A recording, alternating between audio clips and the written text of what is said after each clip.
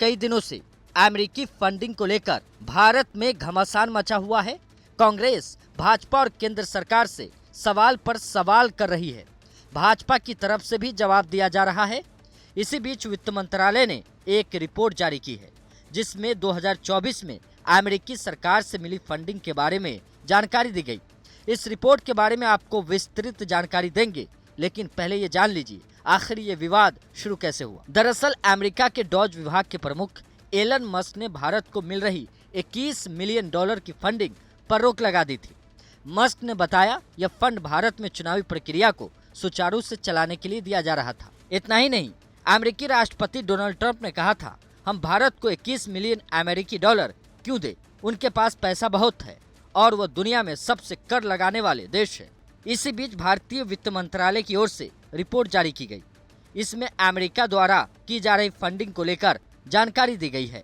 वित्त मंत्रालय की 2023-2024 की रिपोर्ट में बताया, USAID यानी अमेरिकी अंतर्राष्ट्रीय विकास एजेंसी ने भारत को 7 प्रमुख योजनाओं के लिए 750 मिलियन डॉलर यानी लगभग 6,250 करोड़ रुपए चंदा के तौर पर दिया है। इस फंडिंग का मकसद भारत में कृषि और खाद्य सुरक्षा, जल सफाई, स्वास्थ्य, ऊर्जा और आपदा प्रमुख जैसे क्षेत्रों में सुधार लाना था।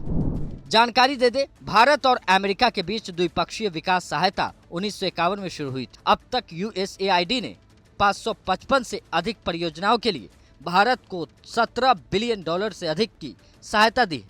यह सहायता विभिन्न क्षेत्रों में जैसे शिक्षा, स्वास्थ्य, जलवायु परिवर्तन और ऊर्जा दक्षता के लिए प्रदान की गई।